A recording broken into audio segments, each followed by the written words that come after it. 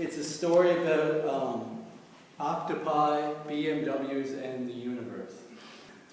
I used to live at Green River Condominiums. It was a middle-of-the-road complex just outside Orlando. It had nicer landscaping than Shady Oaks, but didn't have an outdoor hot tub like High Tide Suites. Green River consisted of 2 large buildings with 16 two-bedroom condos in each. In the middle of the buildings there was a lap pool with 15 lounge chairs placed neatly on deck perpendicular to the pool. Out front there was a parking lot with 40 spots, 32 for residents and 8 marked guests. At the back of the pool, behind the chairs, there was an office for administration and a games room with an air hockey table. Someone motioned to get a cribbage set at a meeting of the board of directors, but that was struck down in favor of getting the groundskeeper, Armando, a new tie for Christmas. Most of the condo owners were only at Green River for a couple months out of the year. The rest of the time they rented their condos out to tourists. The Blandfords, Henry and Charlotte, did not rent out their condo. They didn't do much of anything outside of Green River. They had been married for 37 years and had no children as they both found them irritating. Henry Blandford had made his living at a factory in Georgia that packaged jumbo shrimp. Henry's job was to make sure that the shrimp that went into each package was of the highest quality while visually inspecting them. Fred's Southern Fried Shrimp had built its name on quality, trust, and respect, and by God, it was Henry's job to make sure it stayed that way. Charlotte was a pretty young woman who worked at a city hall in southern Georgia. Charlotte's job was to listen to phone calls complaining about potholes for half the day and about that communist new water tax for the other half. They met when they were both 25 at a fundraiser to help Agnes, the local centurion, afford an artificial hip. They went on their first date a week later and were engaged a week after that. Henry worked at the factory until his early 60s. They bought a condo down in Florida and ended up at Green River, 3rd floor, building 2. I know all this because Henry has the unfortunate habit of acting as though his words were pennies, and you were a down-on-your-luck Vietnam vet laying in the street. It's impossible to have a conversation with the man without hearing his entire life story and opinions on everything. I myself moved down there after my wife died. I figure if you're going to die alone, you might as well do it in style, baking to death in the sun. I did not particularly like the Blandfords, but as the only full-time residents of Building 2, I guess we were sort of friends by default. "Hey, Jeff." I glanced up from my post, standing on the porch. It appeared that a giant flesh-colored blob was talking to me from above. Henry leaned over a little more. His enormous gut had been hanging over the rail, blocking his face. "Hot enough for you?" "You can never have it too hot." I love tanning. "Charlotte and I are heading down to the pool. Care to join?" What the hell. It was a nice day for a dip. "Sure," I shouted back. "I'll meet you down there." I went down by the pool to wait, Budweiser in hand, and looked around. I was hoping to see Mary Andrews. I had heard that her husband died, and there weren't any eligible bachelors like myself over in Building 1. Henry came plodding down to the pool. His stomach wobbled rhythmically as he walked, like a water balloon filled with guts. Charlotte followed close behind. Her bathing suit showed off a little too much. It wasn't a two-piece. It was a conservative number that barely showed any cleavage. The problem was her legs. My God, those varicose veins looked like a map of the interstate system. I forced the corners of my mouth up and showed off my new dentures. "How are you folks today?" Henry was slathering SPF 30, that's very important. Onto his bald spot so it wouldn't burn. "Wow, it's crowded. Look at the pool." The pool was pretty full. There wasn't room for me or Charlotte in there, let alone Henry.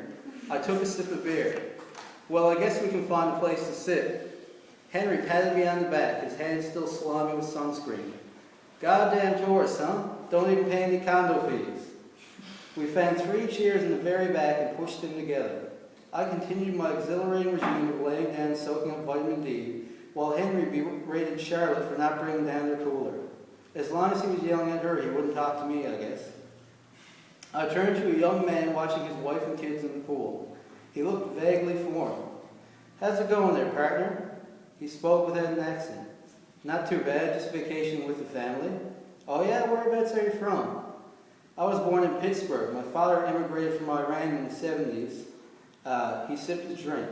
I work in a steel mill up that way. At this point, Henry felt the need to chew the fat as well. He leaned toward my new friend. So are you renting at Johnson's place? No, actually, we're staying down at the Motel 6.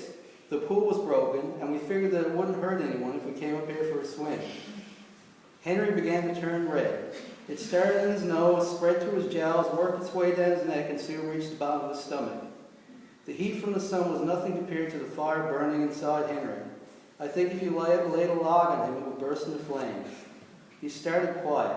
Wouldn't hurt anyone. He took off his sunglasses and raised his voice. Wouldn't hurt anyone. It sure as hell does hurt someone. The Iranian from Pittsburgh recoiled, his eyes darted around. I don't understand. We're just using the pool. Oh, sure you are, of course. But you know what else you're doing? You're stealing. You're stealing from me. I pay $5,000 a year in condo fees, and when you and your little brats come and use this pool without paying, it's like you're taking that money right out of my pocket.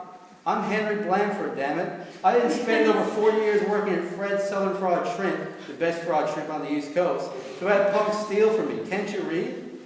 Henry pointed to a sign that read, "Feel free to trespass in our pool. We will call the police and have them trespass on you." The man stood. "You crazy old jackass."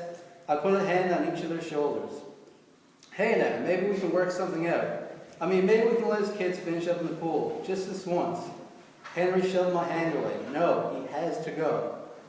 The man collected his things, got his family out of the pool, and left without so much as glancing at me and the Blanfords. The regularly scheduled meeting of the Board of Directors of Green River Condominiums was that night. It was a seasonal meeting where the board decided how to spend excess condo fees. The board usually had 3 members, but Bill and his wife were living up in Vegas, and John was off to witness the birth of his grandson. The only member present was Charlotte, giving her 100% of the voting power. I decided to sit in on the meeting. Henry was there too, along with Sleepy George from Building 1. No sign of his wife, though. Charlotte whacked the gavel on the board table. Well, she whacked the heel of a tennis shoe on the air hockey table. The loose skin under her arm flapped like the American flag in a hurricane as she swung. Order, order. The 35th meeting of the Board of Directors of Green River Condominiums will now proceed. What little idle chit-chat there was died down. Charlotte read from a sheet of paper. First of all, old business. The poster created in honor of Myrtle and Wilbur's 50th anniversary is going well. We expect to hear from the print shop next week. It will be hung up in the games room to congratulate them. She lowered the paper. Any new business? Henry stood up to address his wife. I'd like to discuss the incident at the pool today. The Iranian man? Yes, that's the one. He stood and addressed the 3 other people in the room as if he were addressing a sold-out crowd at the Grand Ole Opry. Hello, friends. As many of you may or may not know, my name is Henry Blanford. I'm from Georgia and I spent over 40 years working at Fred's Southern Fried Shrimp, winner of the Catch of the Year award from 1978 to 1986. Our pool was invaded by some Iranian family today. I don't know about you folks, but when I met my wife Charlotte at a fundraiser in Georgia 37 years ago, I promised I would protect her. This issue has to be addressed immediately. I folded my arms. Don't you think we're making a mountain out of a molehill here? Charlotte stood. If an Iranian man and his family can just waltz into our pool area without even renting a condo, who's to say someone couldn't come in with a gun or even a bomb? Henry pointed at her. Yes, thank you, dear. Who is to say? He took out a notebook. I've been talking to a company called SteelCon in Jacksonville who supposedly makes a damn good gate. A fence with a carrot-activated gate and barbed wire around the top that surrounds the entirety of Green River would only cost $50,000, installation included. Now, according to our bank records, we have about $10,000 in condo fees. Dan at SteelCon said this would be fine as a down payment, and we could pay the rest off over a couple of years. I think this is an opportunity we can't afford to pass up. Very well, Charlotte began. All in favor of putting Henry in charge of getting a fence? She raised her hand. All opposed? No one spoke. Motion passes. Meeting adjourned. The fence went up over the next few weeks. It wasn't quite as bad as I thought it would be. You only needed the card to get in. Guests could leave freely. It did detract from the ambiance a little.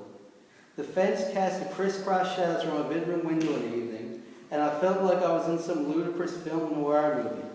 The important thing was it shut Henry Blanford up for a while and everyone got some peace.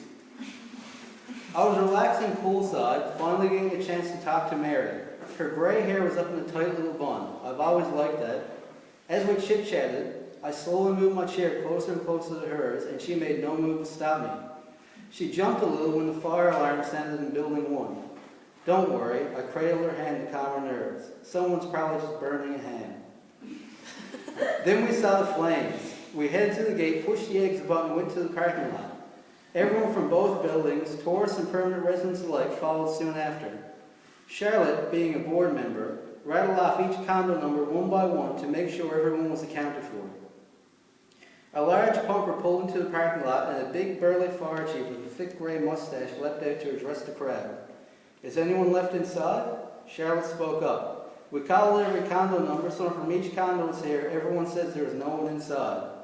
Good work. The fire chief scanned the gaggle of people. Now can someone let us in? A wave of chatter spread through the crowd. Amazingly, not one person had brought their key card. Well, that's great. The fire chief rolled his eyes and looked at the crowd like a disappointed dad looks at his son who has just taken up ballet. Break it open, Rusty. A fireman with red sideburns approached the gate with a sledgehammer. He wailed on the lock for over a minute, but didn't even make a dent. That's a damn good gate, he said. The chief approached with an angle grinder. He tried to cut a bar, but after 10 seconds, the disc came off the grinder violently, whizzed into the air, and landed in a retention pond. I've never seen anything like it. He took his helmet off and turned to Charlotte. You're positive there's no one inside? Absolutely. Well, I hope you understand that I can't have my men risk injury climbing over barbed wire if no one's in danger. Henry approached the fireman, getting as close as his gut would let him. His stomach was pressed firmly against the chief's sternum. He poked the chief in the chest with a fat finger. You wait just a goddamn minute. Are you telling me you're going to let my condo burn to the ground? My name is Henry Blanford. I'll have you know I spent over. The chief poked him right back. Look, sir, if all civilians are safe, my main priority is protecting my men. They all have families to go home to. Now, if you lay your hands on me again, I'm calling the cops and they'll lay their hands on you. Henry opened his mouth and then just hung his head. He shuffled to the back of the crowd and complained to Charlotte in a low rumble. Rusty spoke up next. We're going to give Steelcon a call, see if there's something they can do. Everyone watched helplessly as the flames spread through the games room and eventually Building 2. Rusty and the chief had an intense game of crazy eights on the back of the fire truck. Another fireman smoked a cigarette and enthralled. By the time the man from Steelcon arrived, Green River had burned to the ground. He got out of a large Steelcon van and strapped on his tool belt. He took out a flat-top screwdriver and jammed it into the card reader. Usually, if you do it just right, he slapped the back of the screwdriver with his hand and the gate swung open. Bingo! He turned as if he expected applause, but when there was none, he got in his van and headed back to Jacksonville. The firefighters stayed overnight to watch the hot spots, and the crowd in the parking lot eventually accepted their losses and disbanded. Mary and I decided to pool our insurance money, and we got a condo at 7 Palms together. I don't know where the Blanfords are, and frankly, I don't care. As for Green River, the Steelcon gate stands there to this day, and if anybody goes up there, if they can use a screwdriver just right, they can go for a swing.